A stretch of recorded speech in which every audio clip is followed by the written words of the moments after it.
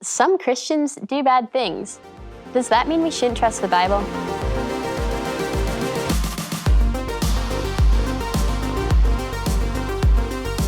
Welcome to Critical Thinking Scan, where we look at how you can think about any faith-challenging message and arrive at a biblical, logical conclusion yourself.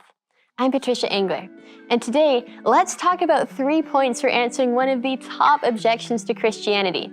People who call themselves Christians have done wrong things throughout history, and they've even quoted the Bible to justify themselves. Students I've talked to all around the world encounter this objection at university, and I've heard it in my own classes too. Professors would list various groups or political figures and chalk up their misdeeds to religion, implying that the Bible isn't worth believing because people who have called themselves Christians have done wrong things. But is that argument true? Well, let's think about it. First, we need to recognize that tragically, some people who call themselves Christians have committed great wrongs and have even tried using the Bible to justify their wrong actions.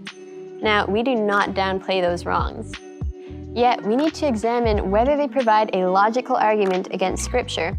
Remember, a simple way to spot a faulty argument is to ask, is this message true or false because?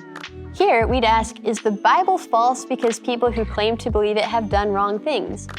And when you think about it, you realize, no, the fact that professing Christians can do wrong or misapply Scripture is irrelevant to whether the Bible is true. That's the first point to remember when responding to these types of arguments. Truth is truth regardless of who believes it or what they've done or how they twist the truth to justify what they've done. Claiming a message is false based only on the type of people who espouse it is a type of logical fallacy, flawed logic, called a genetic fallacy. So the fact that some people try using the Bible to excuse wrongdoings doesn't itself tell us whether the Bible is true or even supports those wrongdoings. To find that out, we have to examine the Bible itself, consider the whole message it teaches, and look at what happens when a biblical worldview is consistently lived out. For a Christian worldview, that means looking at Jesus. And when we examine the big picture of what Scripture teaches and how Jesus lived those teachings out, we see that Jesus' words do not justify wrongdoings. That's the second point to keep in mind. Jesus, after all, sets the standard for what Christianity is supposed to look like. And Jesus defined and modeled God's moral standards for humans better than anyone else, saying, "Do to others what you would have others do to you, and love your neighbor as yourself." So, if people who call themselves Christians have done things that oppose what Jesus commanded or what the big picture of Scripture teaches, you can be pretty sure that those ideas that they used to justify their actions did not come from the Bible. Instead, people were putting their ideas into the Bible, twisting it using eisegesis, as reading your own ideas into the text, because a holistic biblical worldview does not justify human wrongdoings.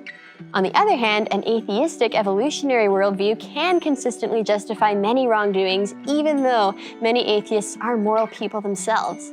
After all, if humans and their morals are nothing but evolutionary happenstance, why shouldn't we wrong others to advance our own genes' evolutionary success? This type of reasoning has played and continues to play a role in some of recent history's worst atrocities, as multiple researchers have documented, including in resources that you can find linked to this video.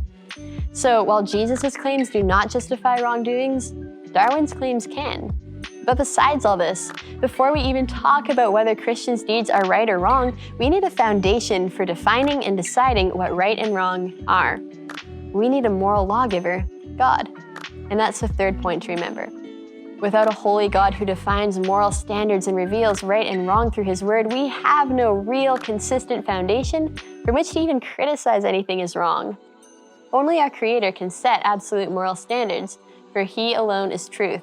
Ultimately, this is an example of how by bringing an argument back to the question of what truth is and where truth comes from, you can not only filter out faulty logic, but also point people to Jesus, who is the way, the truth, and the life. For more on how to think critically about any faith-challenging message, you can access my other CT scan videos packed with tactics, tips, and tools that helped me as a Christian student at secular university. Thank you for watching.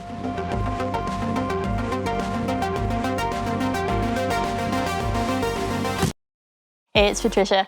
just wanting to let you know that if you like these videos, are on board to share the message of biblical authority, and want to give, you're welcome to help Answers in Genesis produce more content like this and equip more people to defend their faith by making a one-time donation or becoming a monthly supporter by clicking the link below. Thanks so much.